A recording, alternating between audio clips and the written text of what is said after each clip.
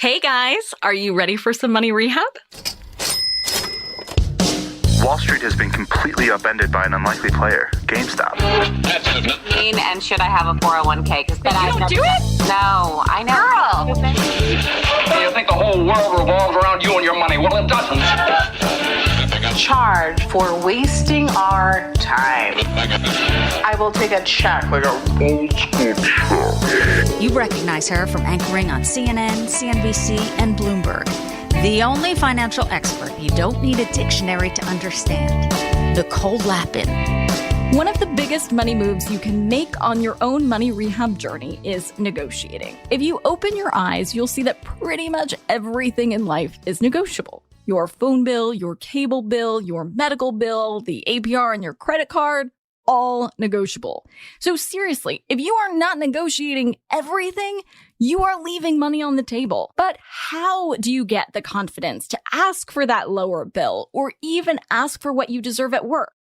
Today, I'm talking to Ella, a money rehabber who wrote in saying that she feels guilty and sick to her stomach when it comes to negotiating her own contracts with clients. So today, we're going to work on our negotiating toolbox so that next time, Ella has the tools and confidence to knock it out of the park. Ella, welcome to Money Rehab. Can you tell me a little bit about what's going on? Yeah, so I am usually a freelance writer, and I've been having, I guess you could say, confidence issues in regards to asking for my worth, where negotiations for my rate, they cause me a lot of anxiety. And I recently joined this group where a lot of women who freelance, they've been sharing their rates. And I found that I usually ask for quite a bit less. But I also, I'm a student. I'm not experienced. I don't have 10 years of experience or anything like that.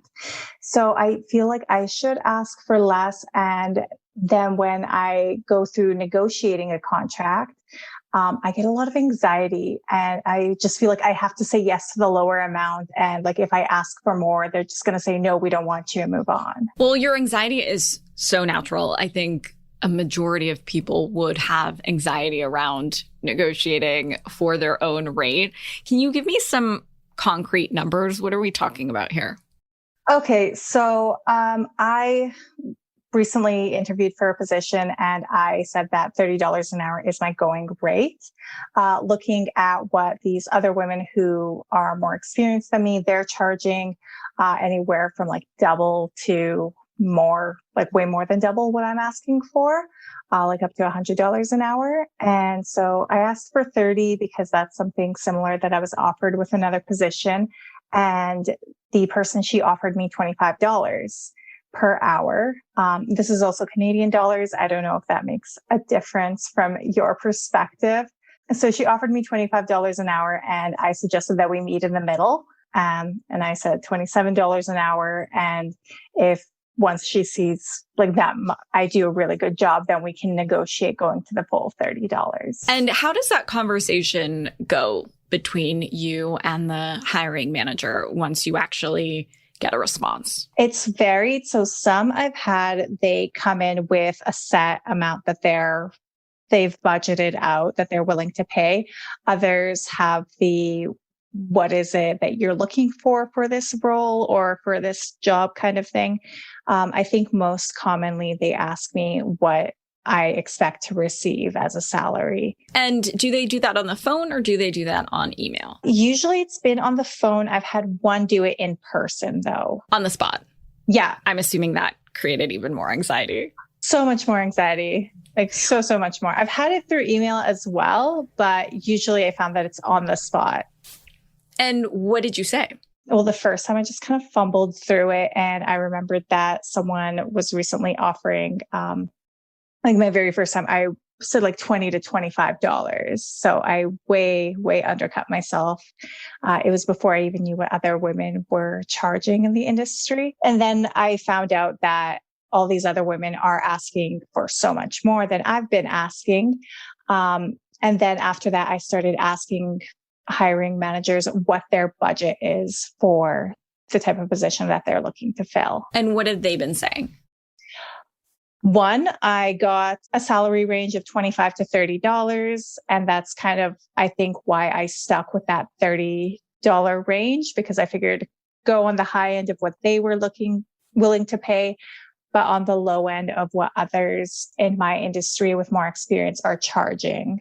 Got it. Okay. So it's interesting because there are two different negotiation tactics when you are the one throwing the number out first. A lot of times, business coaches or entrepreneurial experts would say, don't throw out the first number. I don't actually agree with that. And I'll tell you why. If you don't throw out a high number to begin with, then you're probably never going to get there. And so a negotiation is a back and forth. And oftentimes you will somehow get in the middle. But if you throw a high number out, you'll more likely get closer to that number than you would have if you waited for what their range was and then try to do this meet in the middle business. How do you feel about that? It feels scary asking for a high number, but I 100% get why I should. I think it's just overcoming that imposter syndrome of where I shouldn't be asking for so much money. Yeah. And I think all of us struggle with imposter syndrome in one way or another. I still struggle with imposter syndrome on occasion. For instance, I just signed with this speakers bureau that has all of the former presidents. And I'm just like, what am I doing here? And so just when you feel like you've gotten rid of some imposter syndrome, I feel like it's a game of whack-a-mole and some other imposter syndrome scenario comes up. So you never really get to the other side of it. You just manage it as you go. And confronting the idea that you have anxiety is a really good place to start because you know that that's a problem. And oftentimes I say the first step to any recovery is admitting you have a problem. And the only problems you can't fix are the ones you don't admit you have. So this is amazing. So let's just take a moment and maybe we could do this even in post and give a round of applause to Ella. Hold on to your wallets, boys and girls. Money Rehab will be right back. Now for some more money rehab. I am really proud of you for admitting this problem, and it seems like you're very committed to fixing it or improving your negotiating tactics. Absolutely. I really am. So this is a great place to start. I would love to try a little role playing with you. Okay. How do you feel about that? Because I think that when it comes to negotiating, we have a lot of content out there, especially, all of this like female empowerment content, go negotiate. And I am here for that for sure. But I think what's missing in that conversation is how exactly do you do that? What is the blocking and tackling? What the fuck do I actually say? Because I think everyone can get on board with the idea that you should earn money. You should ask for more money. And we're like, yes, absolutely. And then what? So I actually think it's really important to practice, even if you're not talking to me or a friend, talk to the mirror, talk to your dog.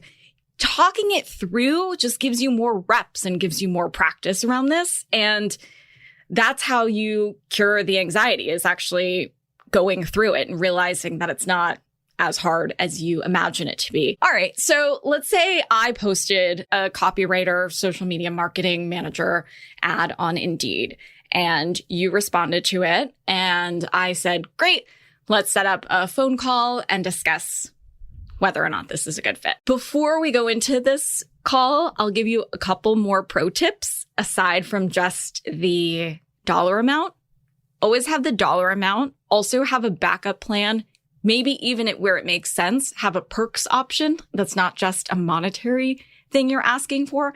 And also do not forget that the hiring manager or whoever's hiring you, if it's a small business, maybe it's the CEO who's interviewing you, has your resume, has your cover letter. They know what's on there.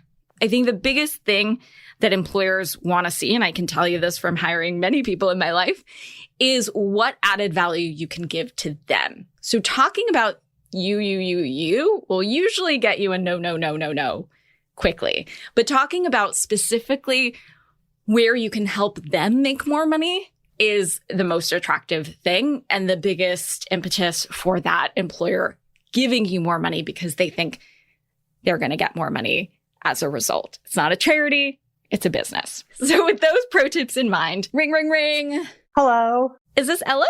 This is she.